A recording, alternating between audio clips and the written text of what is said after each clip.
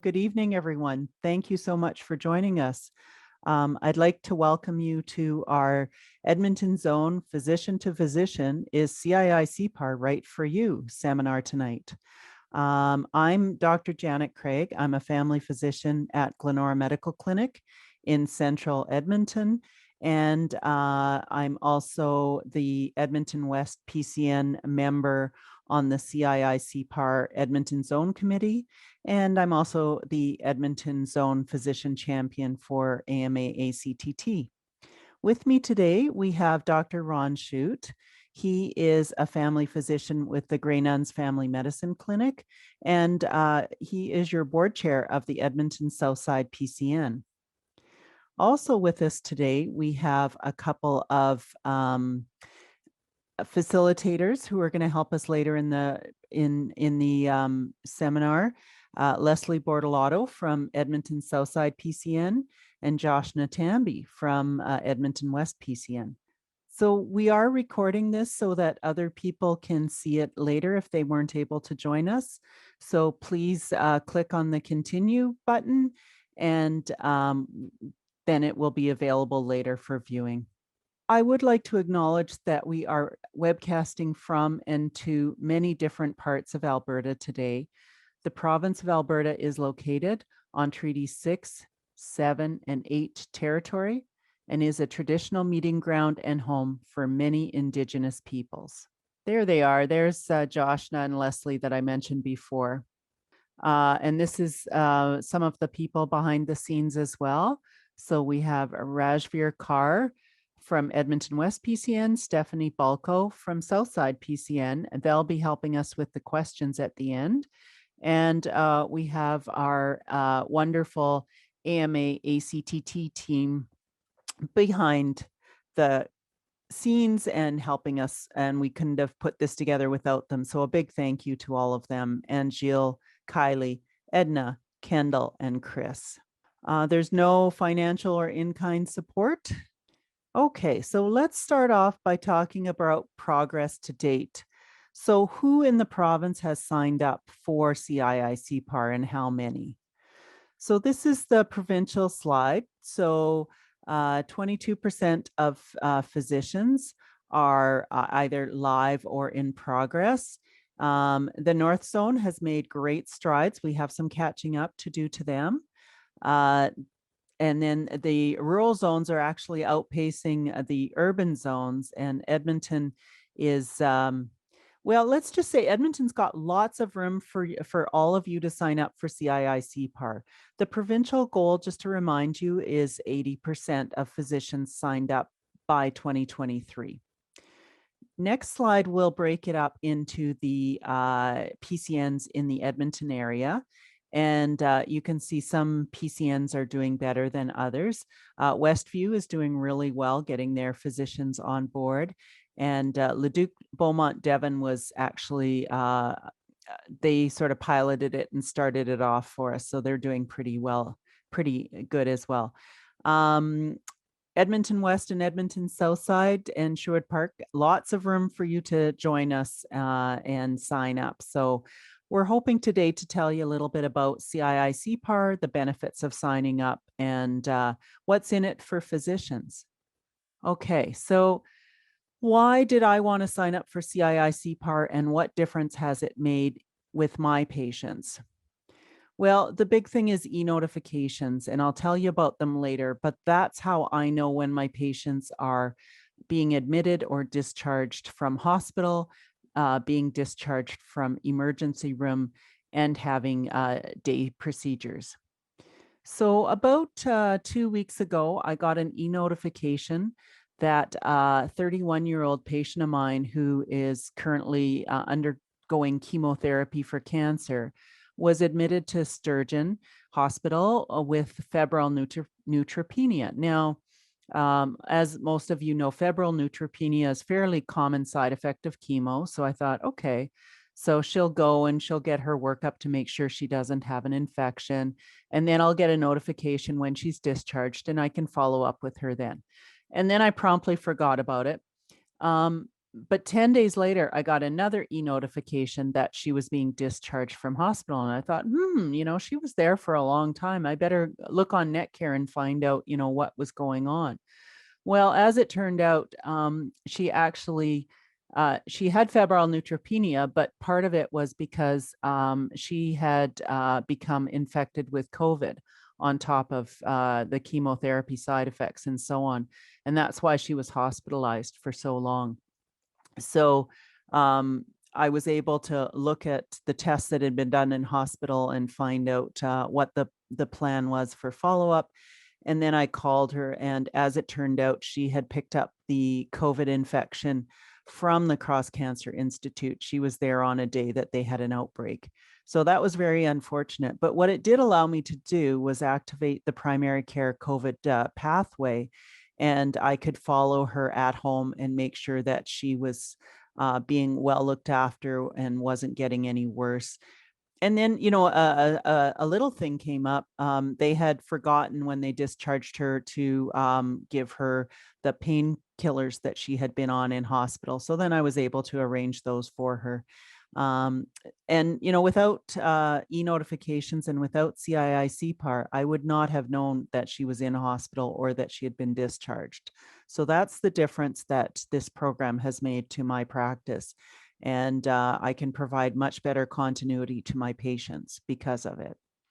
So the first thing I want to say is that CII and CPAR were developed at the request of physicians. It dates back to October 2016.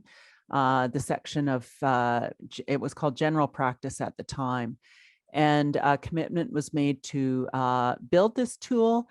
And it was ready about 2 years later and in a pilot form. And then physicians started to join more in 2019 and 2020. And another exciting thing is that specialists can join as well, and they can post their specialty consults. So if any of the physicians out there also work as specialists, they can post their consults on CII CPAR and have them available for viewing at any time.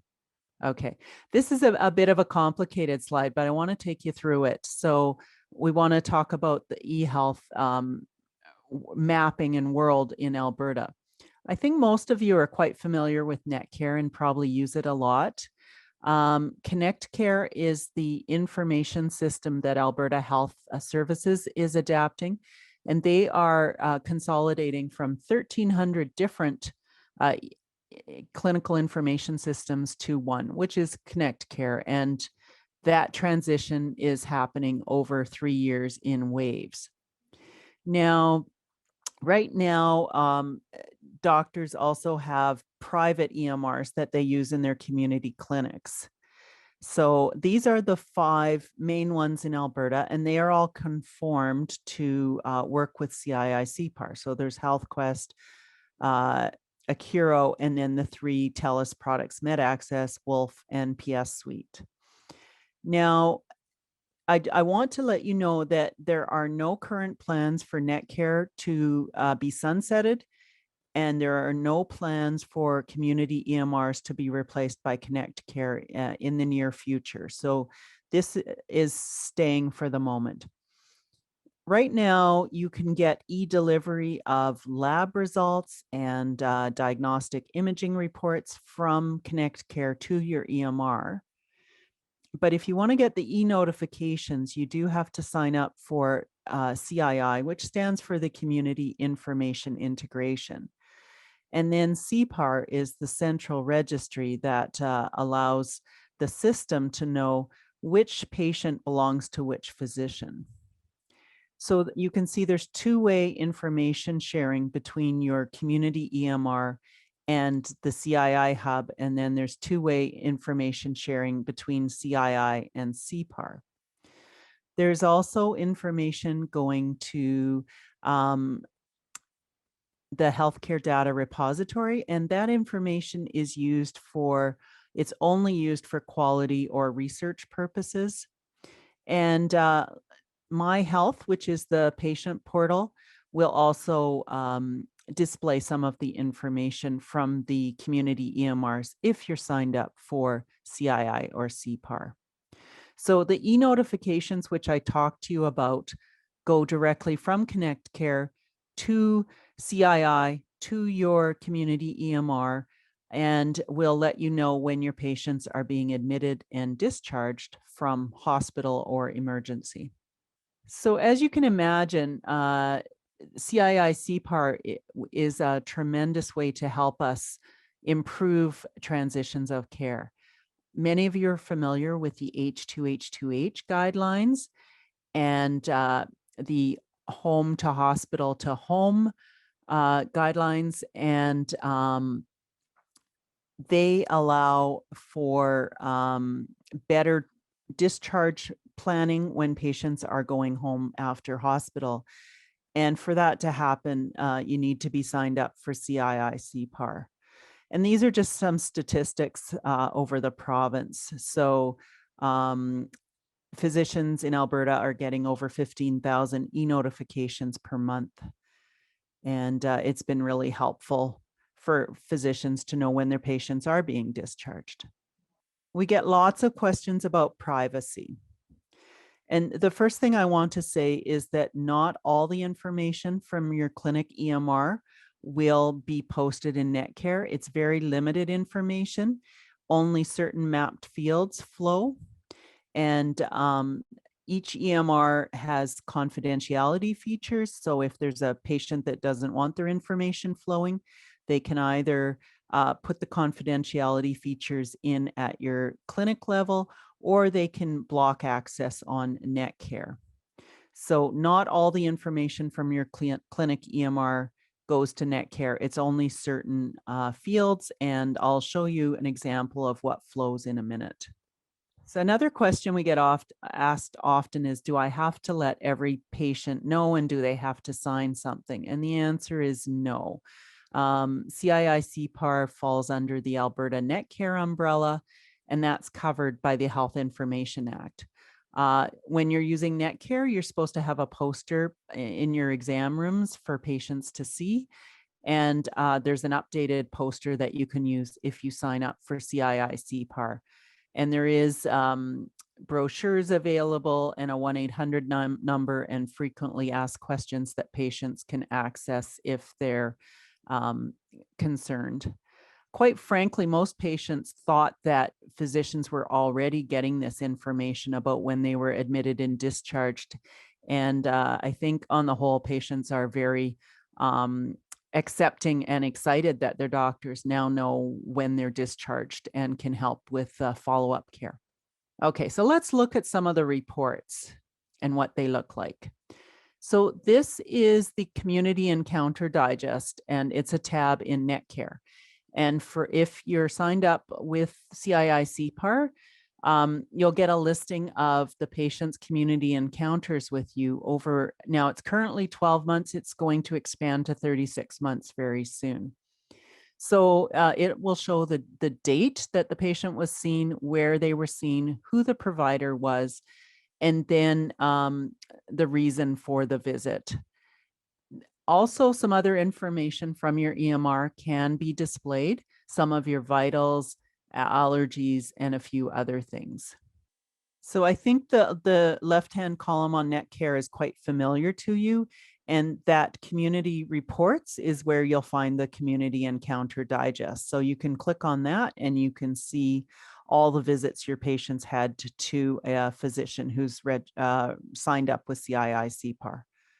And if a specialist is signed up with CII CPAR, the consults will appear on that consultation tab on the left-hand column on NetCare as well. So e-notifications, I mentioned this. So these come automatically to your EMR twice a day. They're posted at 6 and 2 p.m. I have found mine arrive in my EMR roughly 8 a.m. and 4 p.m., somewhere around there, sometimes a little bit earlier, but they do come twice a day, regular like clockwork, and 365 days of the year, so that, you know, if you're if you're not checking your labs on weekends or something, it will still be there on Monday morning for you to see. And it's going to look a little different depending which EMR you're with, but it will be in your lab reports, and similar to them, you can look at it and then you can click done when you're done with it and remove it from your lab reports.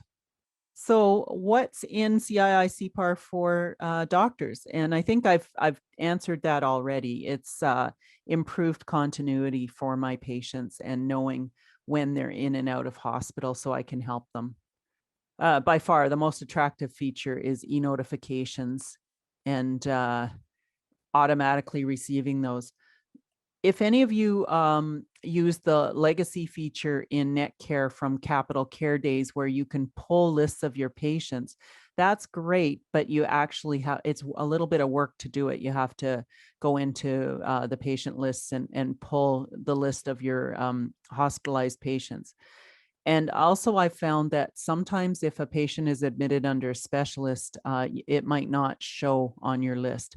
This way, if your patient is on your panel list that you submit to CPAR, you will get an e-notification.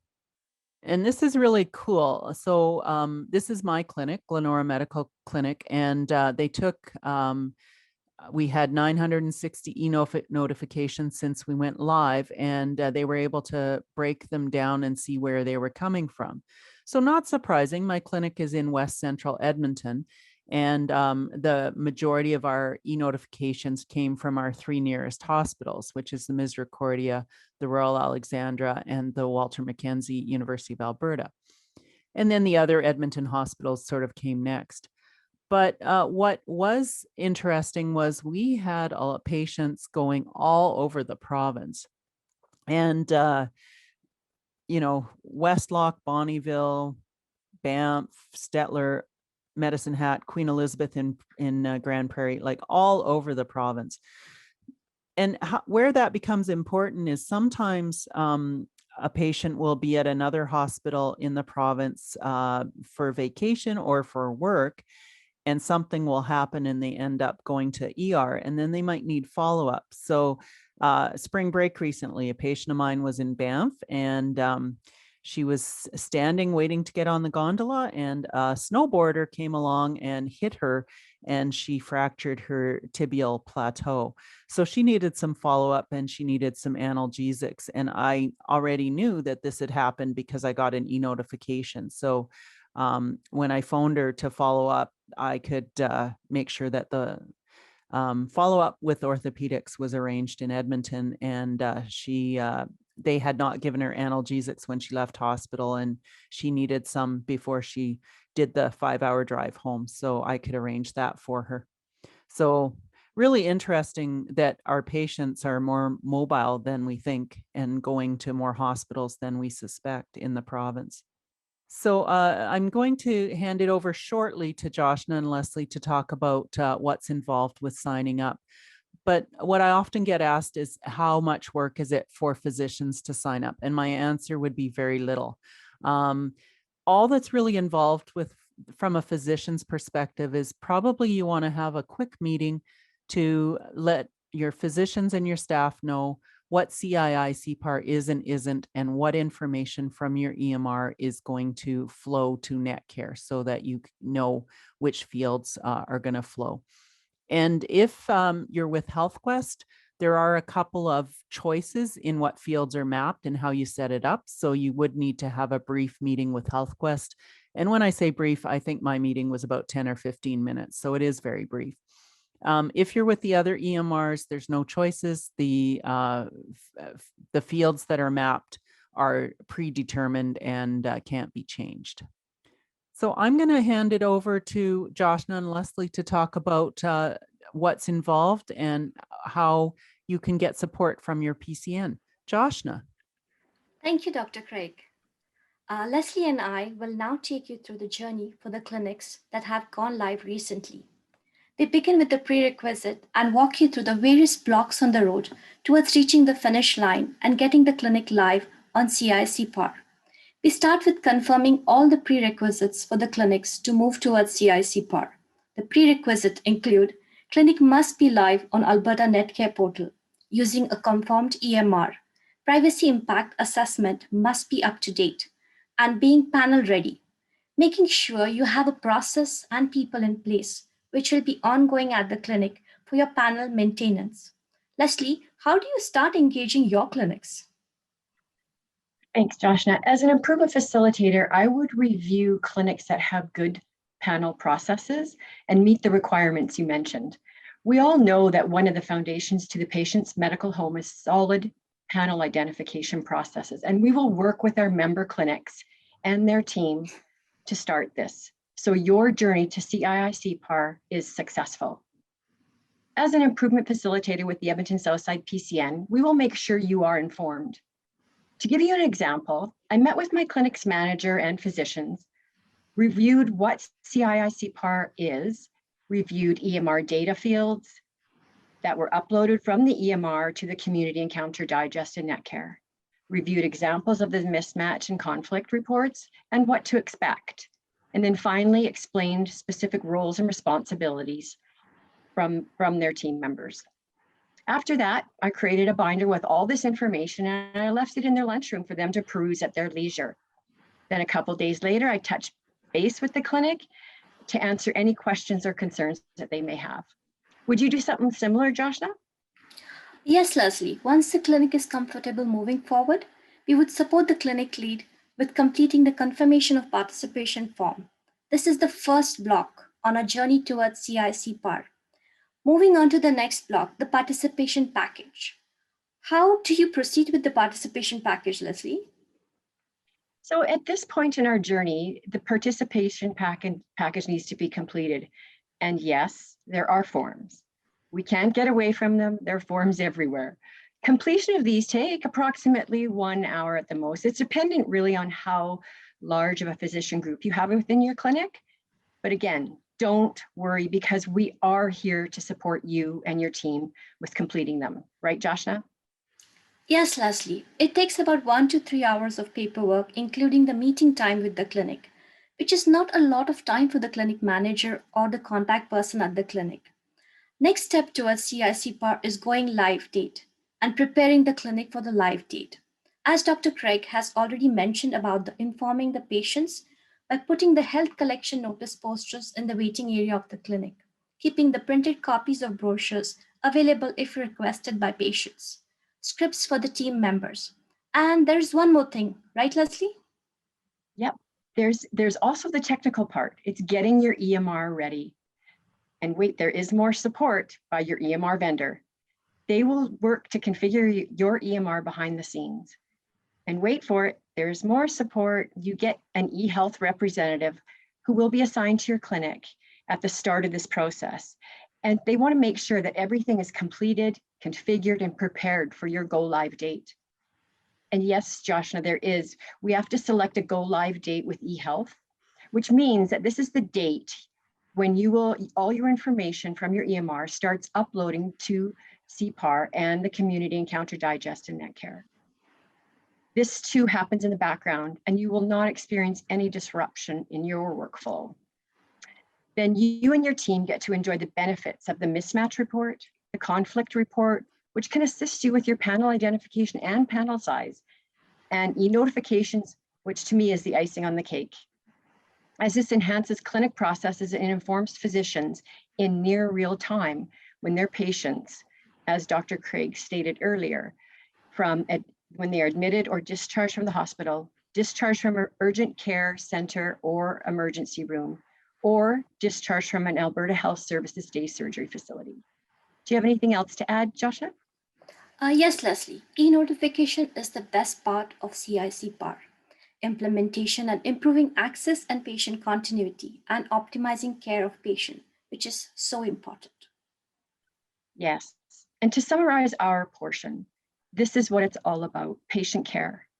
We are asking you to reach out tomorrow to your PCN's quality consultant or improvement facilitator to start the conversation. Let's work together.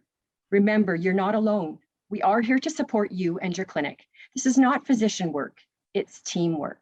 So let's use your team. There will be a slide at the end of this presentation with your PCN's contact information.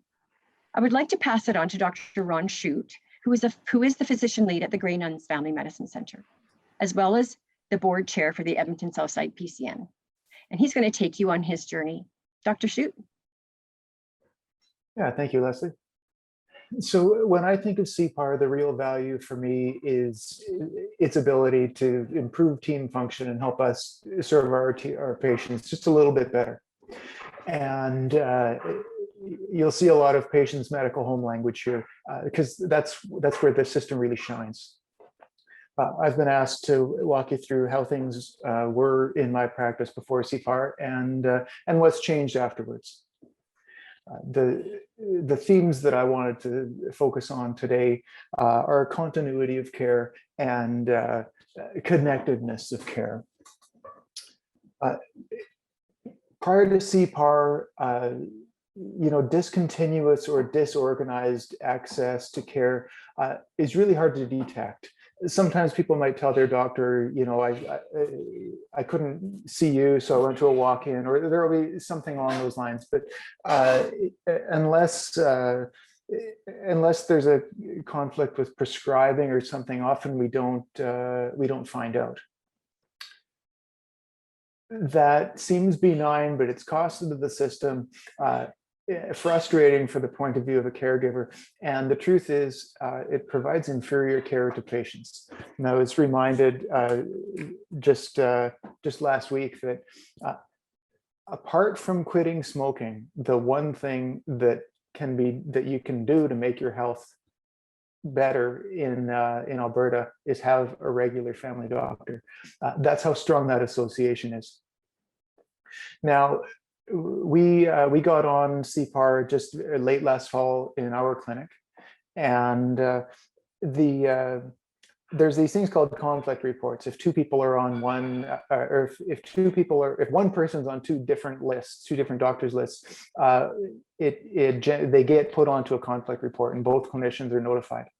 Now, I've received them, and I've gone through a couple of them now, and we've sort of come to figure out how we're going to handle them, partly by what I've already seen. So before I'd even gotten a conflict report, I got this very nicely worded, in the patient's words, letter from another local clinic saying, "Dear Dr. Shute, I have chosen to see Dr. P as my family physician. I really appreciate the care that you've given so far, and that this is where I'm going to be going in the future." Signed, the patient. And I was able to check and see if there's any other loose ends that needed to be fed forward there, and quite definitively close the file. These communications go both ways, and it's easy to say. The first question that most of us were asking was, what do we do with conflict reports? The truth is, we're all doing it with conflict reports. They encourage us to communicate with our patients and with each other. So the second thing I want to focus on is the principle of connected care. You've heard a lot about the e-notifications, and they are, I think, really helpful. Prior to CPAR, we had a bit of a workaround within our PCN. Well, we still do, we still use this. I'm actually really proud of it. We have skilled clinical workers and IT staff combing through lists in Netcare of people who say that I'm their doctor. And every day they're keeping track of them. When they drop off, they understand that there's been a discharge and they look into it. The reason that that's happening is because we use an objective scoring system to try to predict which patients are at highest risk of readmission to hospital. And in our clinic, we work through that list and recall people or touch base with them if their risk of bouncing back into hospital is high. The truth is, those lay scores or frailty indices are probably valuable only because they can approximate what you as the family physician already know about that patient. And if you think of someone who is discharged home from hospital, if you picture one of your patients, you can imagine immediately whether you think that they're going to succeed back in the community or whether they're at risk of failing. And so although I'm really pleased with our use of lay scores and the workaround that we've got for scraping net care for admissions. It can actually be done a lot better. After CPAR, with the direct notifications that come in, these encounter notifications that come right into our EMR, the physician gets them. They're on my list now. They're in my inbox, if you will. My staff have access to that. They can still do the same work that they were doing through Report PCN, but they're getting we're getting those things right into my inbox. Their emergency encounters, their day surgeries, their hospital admissions, and their hospital discharges. We can see that process all the way along, and it's comprehensive and it's timely. In my clinic, one of the things that maybe shouldn't have surprised me, but that stood out was that our doctors are actually really pleased to get that notification directly to them. And prior to this, the way they found out about a discharge was that the staff had gone through this workaround process and booked an appointment for the high-risk people. So we find out that they've been discharged from hospital when we realize that they've got a follow-up visit booked. Our docs like being a little more directly involved. They like having an eye on it. Yeah, we're doing the lay scores, but if they've got specific concerns for a patient, they can immediately order, hey, let's bring this person in. Hang on a second, does this one really need to come in? Can we do this by the telephone? And so the direct involvement of a physician in this whole process is something that I think was really appreciated, and that the e-notifications really enable. And it triggers some extra team communication and work within our clinic that serves more of those patients just a little bit better. So if you're interested in medical home function, if you've got your eye on the future and you're really trying to make the best use of your multidisciplinary team, best use of resources, and collaborate to provide continuous and connected care for your patients, I think you'll find this is a really useful tool, and that it improves your practice. So we've been calling for questions in the chat. And but feel free now to raise hand or type a question in the chat. We'd be happy to, Dr. Craig or I can tackle questions one at a time. Okay, I see Dr. Hinault just raised his hand. Dr. Hinault, go ahead. Oh, hi. Thanks for everybody's work on this. I was just wondering, we have a huge challenge for physicians that work in multiple locations, that the provincial information systems can only take one location for where results go, and it poses a huge challenge. So I just wonder how that's going to influence the CII CPAR work. So I can start. My understanding is that the e-notifications will go to wherever the patient is paneled to. So for instance, if you worked in 2 clinics, you could submit 2 patient panels, but it would be linked to where they were submitted from. I don't know, Chris, if you have any other information about that, but that was my understanding. Yeah, the good news about CPAR is that physicians register for each location where they work. And so through that registration, the system knows where to send those results. And what it's really looking for is the EMR instance that you're practicing in. So for example, if you practice in multiple locations with multiple EMRs and you sign up in each of those locations, the system will know if this patient is on your panel from location A, it will send the information to EMR at location A, and the same if you're working in location B. Does that answer your question?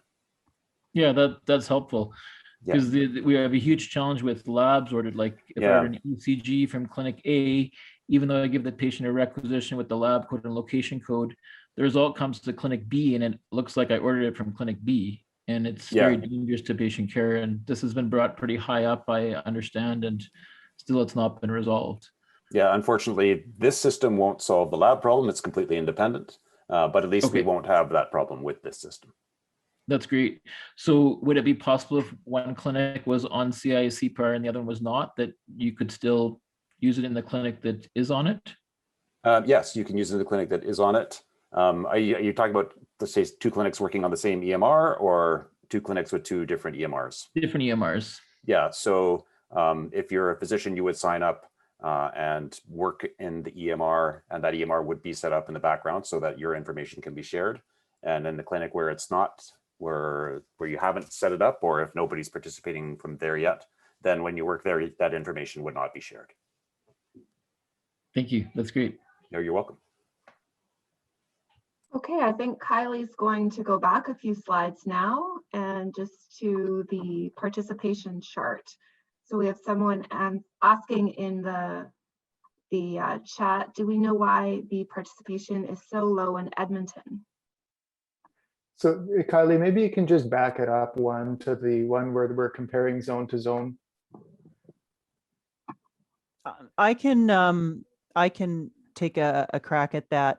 So I know from some of my colleagues in rural Alberta, when their patients go to the city for specialty care, and then they come back to the rural community, the physician needs to be aware of it and involved, because often they're doing some follow-up there. So I think the value to rural physicians was very obvious to them quickly. And that's Joseph Ojedikin, who's one of my colleagues in Whitecourt, has said this has changed his world, knowing when his patients go to and from the city and are back in his community, so he can provide appropriate follow-up care. But I think there's value for the city physicians for sure. And I think uptake in Calgary and Edmonton is gradually growing. Calgary and Edmonton were very close until recently, and then Calgary's had a big influx of signups. So if we want to run with Calgary, we need to get more people signed up. Beating Calgary is of the utmost importance in all of this. So I see a question in the chat. How do you set up the RN receiving these e-notifications or seeing them so they can continue to do their LACE assessments, afraid of being inundated and spending extra time going through these and assessing them, whereas the RN does a great job. And first of all, I share your inundation anxiety 100%. And it sounds like you've already got a system where the RN's responsible for doing work that's well within the scope of the nurse. And that's good team function, that's good medical home function, and we want to preserve it. It really depends. The answer really depends on what system you're using and how you control it, because all these tasks they're in our house. We use MedAccess at my clinic, and we've routed them to a specific spot so we can always count them and keep statistics on them. And we've made a little dashboard for our RN and office assistant team to be able to access all of our encounters. They're actually going through them proactively and trying to, they go fishing for other information, the emerge report or what have you, if they know that I'm going to want it. So this kind of happens in parallel with their current LACE scoring process. They're still doing all that as soon as they get that information. They're not waiting for me to actually find the task and forward it on to them. And so that part of our process hasn't changed. Yeah, and so every clinic, their workflow is going to be slightly different. At my clinic, the e-notifications are all seen by the physician first because they come in their lab results. And then at that point, there's several different choices you could make. So one choice would be to just forward it to the receptionist to book an appointment. So an example would be someone has had surgery and needs stitches out in 10 days or something. We might just have the receptionist phone up the patient and say, Dr. Craig is aware that you've been discharged and you're going to need to come for your stitches out, and can we book that appointment? And that's all that would be done at that stage. Some e-notifications I might send to my PCN nurse, and she'll phone the patient and see how they're doing and decide what needs to be done next. And some patients I'll phone myself, and those are billable services. You can use your virtual codes for talking to the patient.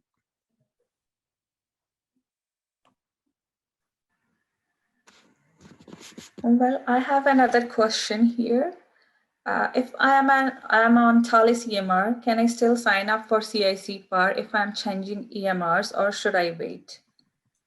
I'll pass on to Dr. Craig and Dr. Shute. Yeah, Ron, do you want to answer that? Because you are on a TELUS product right now. My TELUS product is in no danger of being discontinued right now, so it's harder to comment.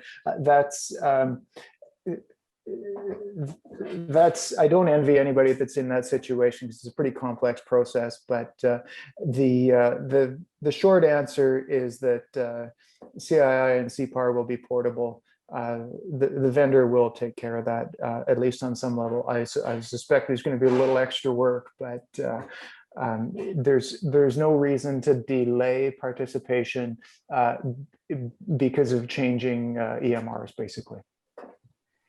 Yeah, I have a colleague, Heather Laborde in Calgary, who's with Wolf right now. She's already signed up, and regardless of which TELUS product she moves to, TELUS will continue her CII CPAR involvement, and it will be a seamless transition, she has been told.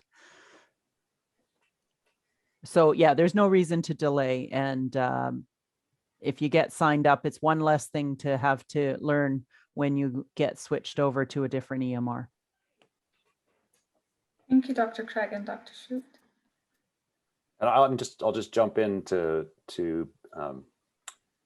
bolster what Dr. Craig and Dr. Shute have both said, and to say also that TELUS is committed to Alberta Health that that people who are on CII CPAR in Wolf or MedAccess or PS Suite and who switch to a new EMR will not have to do any extra work. It's portable, as you said.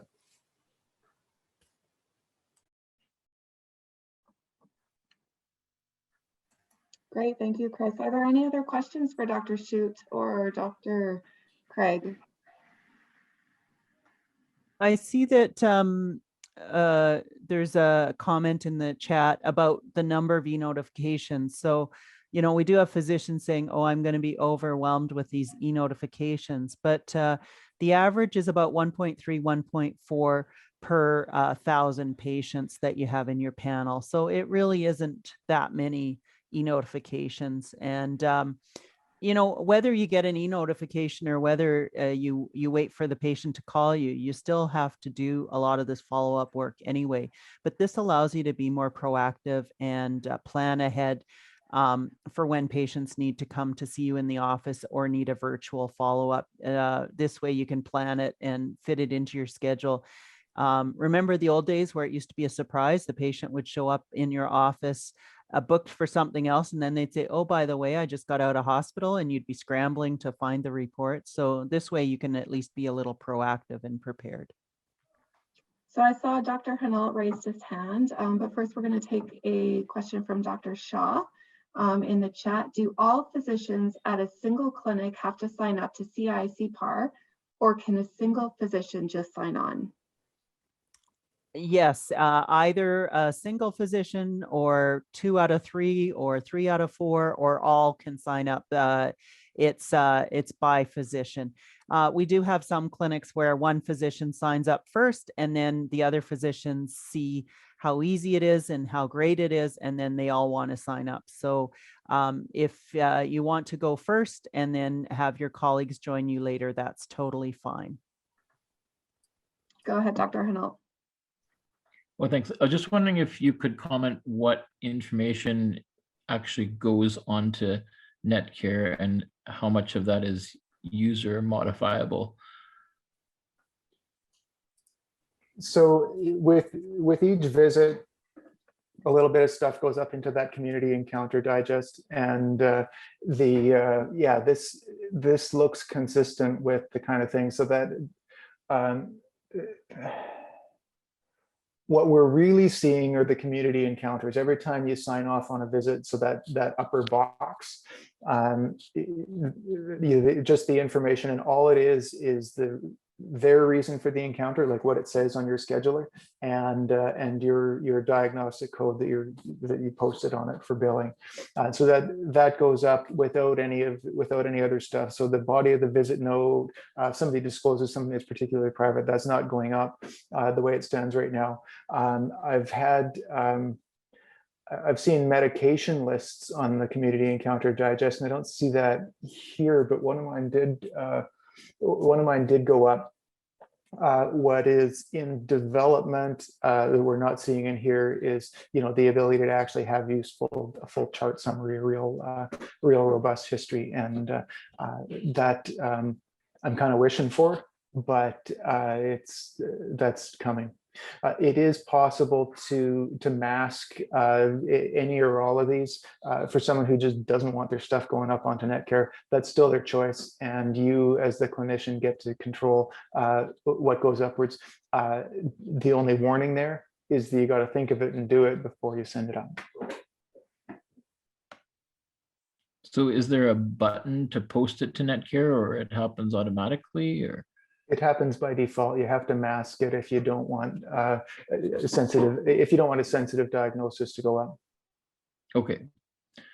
Well, there's significant value just to know that they're attached to you as their doctor. Yeah, no, that the benefits that come out in continuity or in identifying even just patterns of access to care, I think it's really positive. Like, you're just looking at this Community Encounter Digest, if somebody's really scattered about how they get their health care, it'll show. Great. Thanks. And the other thing I was going to add is that come June of 2021, it's going to appear on Netcare who the physician is. So it's going to be very obvious on Netcare who the primary care physician is, assuming that the patient is on a submitted CPAR panel. Dr. Hinault, I just wanted to add as well that there is the potential for the multidisciplinary team members for their encounters to also go up to Netcare. So it's not just the physician's encounters, but it can also be the multidisciplinary team members. So I know at Otwell Medical Clinic that's happening. Yeah, and it's great. So if you're RN or your RT or a dietitian has seen a patient, that information is also able to go up.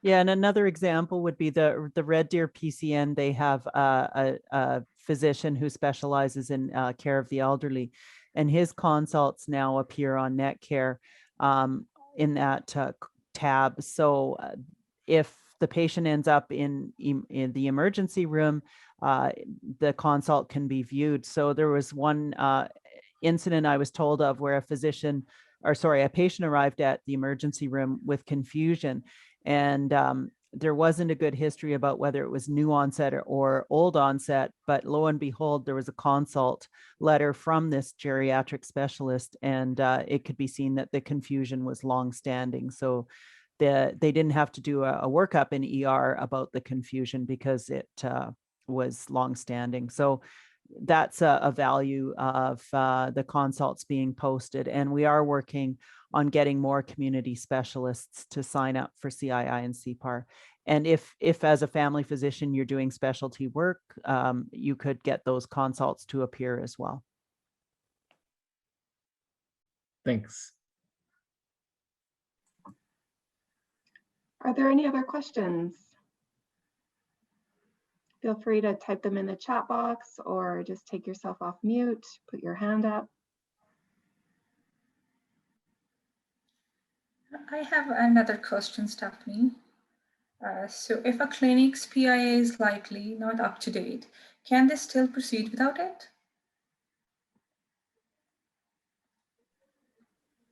So it is a legal requirement to have an up-to-date privacy impact assessment.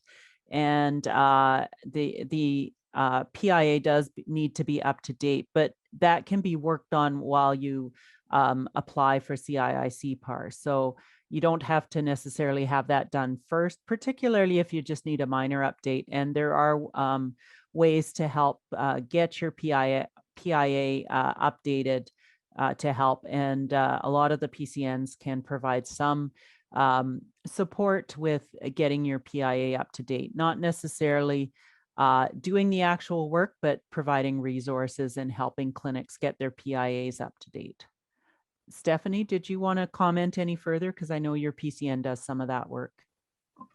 No, you did a great job. I just think to highlight when you're going through the process of signing on with CII CPAR and you've completed your confirmation of participation, eHealth will give an hour to review your PIA and let you know if you have a major or minor amendment that needs to be made. So then you sort of know where you stand and you know about next steps. But certainly there are resources to help with that. Great. So just a couple of closing slides here. These are the lists of PCN CII CPAR contacts. Every PCN has someone. And for Edmonton West, you met Joshna today. And for Edmonton Southside, it's Casey. And that's her email. And there's also ones for all the other PCNs. The other thing I would point out is that every PCN also has a physician that knows a lot about CII CPAR. And there's a Edmonton Zone committee, and we all sit on the committee. So Ron and myself and representatives from all the other PCNs. So if you would rather reach out to a physician, you can, your CII CPAR person can connect you, or your PCN staff can connect you with the physician involved with CII CPAR for your PCN. So there's lots of help available. If you don't know which PCN you're part of, or you're not part of a PCN, you can reach out to continuity@albertadoctors.org and they can help you out as well. HealthQuest is one of the EMRs that's conformed, and myself and Dr. Chris Lay from Edmonton North PCN created a webinar which is available for viewing, and is talks about CII CPAR in general terms, but also specifically about how it works in HealthQuest and what fields are mapped and so on and so forth. So that is available right now if anyone is a HealthQuest user and is interested. So there are some future sessions. So there is a session on June 7th that will be very similar to this session, with being hosted by Dr. Chris Lay, who I just mentioned, and Dr. Sunny Oyama from Sherwood Park Strathcona, who is the board chair there. And so if you have colleagues that want to attend a live session and ask questions, that's the next one that we have queued up. There is going to be clinic manager sessions in June. So if after this you're interested in getting your clinic signed up, speak to your clinic manager and they can sign up for sessions that are a little more specific about how to sign up and what the paperwork involved is and so on. Then also the physicians on the Edmonton Zone CII CPAR committee have been busy in the background, and we've done some recordings of common questions and answers, and that is being compiled and should be ready soon. So stay tuned for that, please. So thanks so much for joining us tonight. We really would welcome your feedback. So there is a QR code that you can scan, or there will be a SurveyMonkey link, which Kendall just posted in the chat. And we will send you a follow-up email with tools and resources listed. I know sometimes it's hard to keep track of them when they're just listed in the chat. So we will get information to you. And please, your PCN members are more than willing to help you. And they have lots of resources available as well. Unless there's anything further, I think we'll bring this session to a close, and everyone have a great evening. Thanks so much.